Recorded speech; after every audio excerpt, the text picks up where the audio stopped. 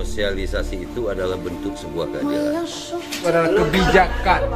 Itu adalah peduli dan cinta. Itu adalah sebuah kejujuran.